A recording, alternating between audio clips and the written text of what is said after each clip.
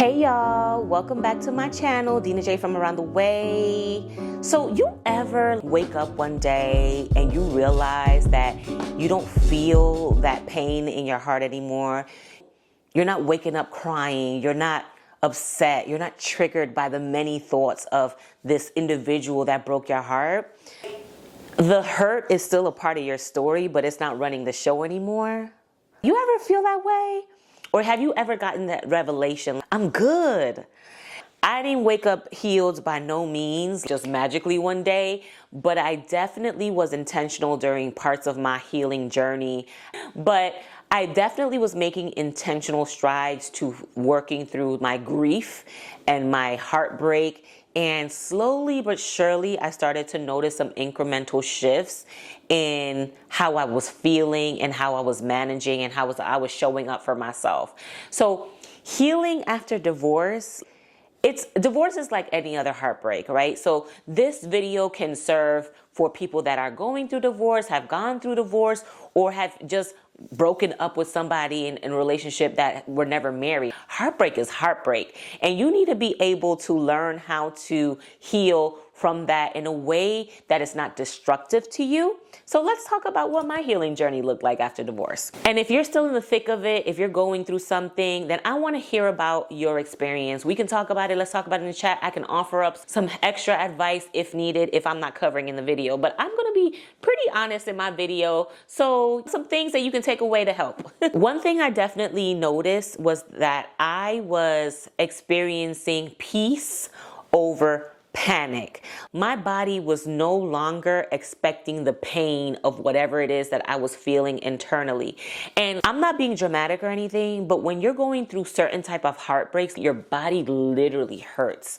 It literally pains you to be going through these things. Like me, I was crying incessantly. My head was always hurting. My eyes was always burning. My face was dry because of all the salt that the tears were constantly being wet by. It was a pain that I felt, and I always felt anxious. And there came a time where I was like, I'm tired of feeling like this. Let me focus on something else. So I started doing yoga. I started to embrace movement to help distract me a little bit.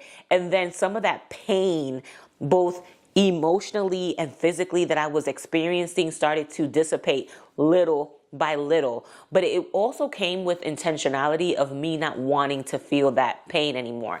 Also, the peace came when I exited the relationship, exited the marital home, exited the space that we were sharing together. I cannot tell you enough what that was for me to be able to walk into my home and it's just my son, and I don't have to worry about somebody else's breathing or upset or or crappy behavior affecting my flow in my home. That peace truly resonated for me when I finally moved on my own, bought my house, and got my own space, and it was mine. That peace was so powerful for me, and it definitely helped. And another thing about the peace over panic, quite literal.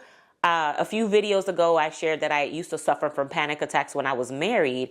And because I was no longer in direct contact of that energy, them panic attacks was gone, baby. So I was really, really at peace in that regard, where I wasn't always nervous and jolted by everything or triggered by everything that's going to send me in a spiral of literally having a panic attack. So that peace over panic was paramount.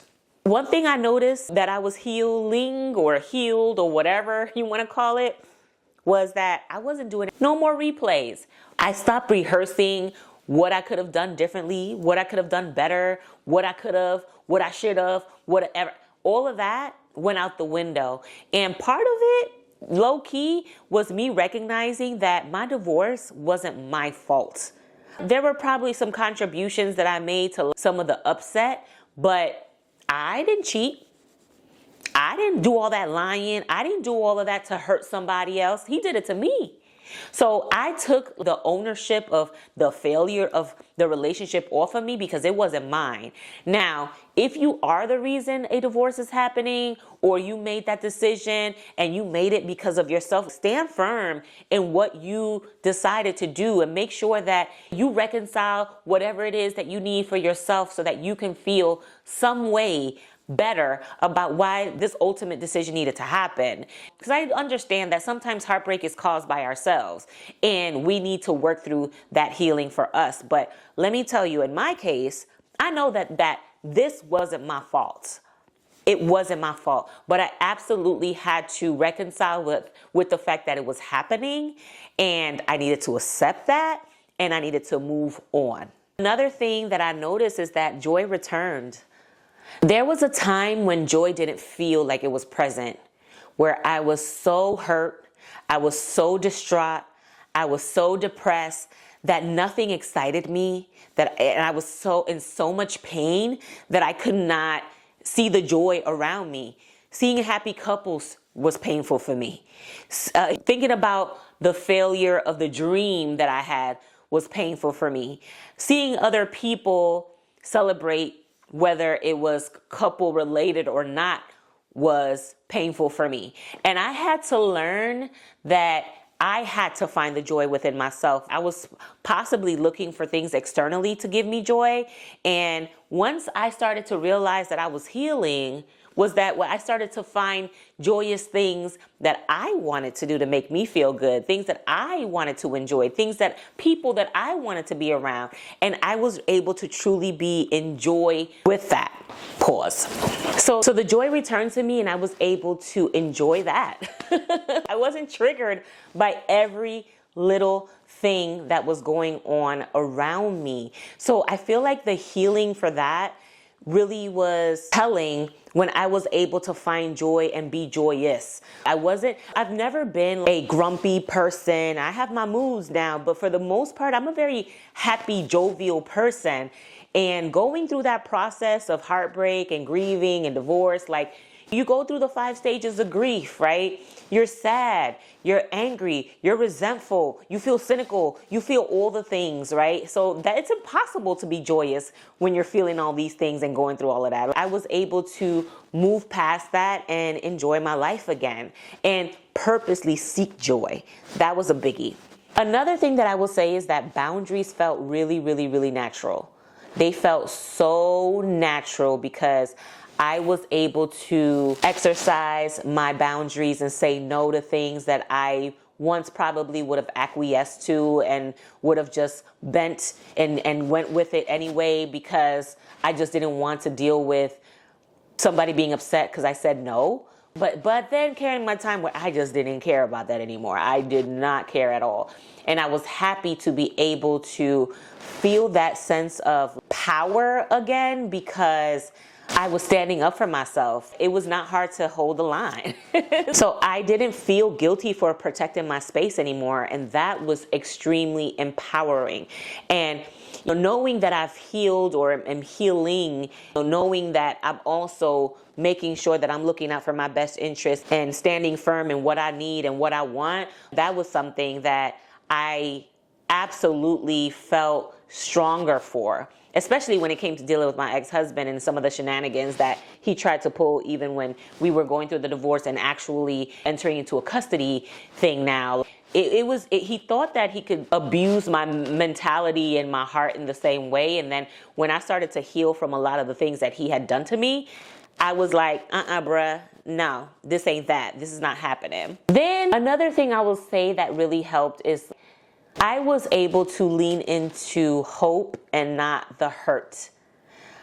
I tend to be a hopeless romantic, and then when I was going through the divorce, I just started to believe, you know what, I'm just not going to find love again. And I know that's crazy. I know many people have found amazing love after divorce and things like that. But for some reason, I was just so stuck on the fact that this was supposed to be my forever.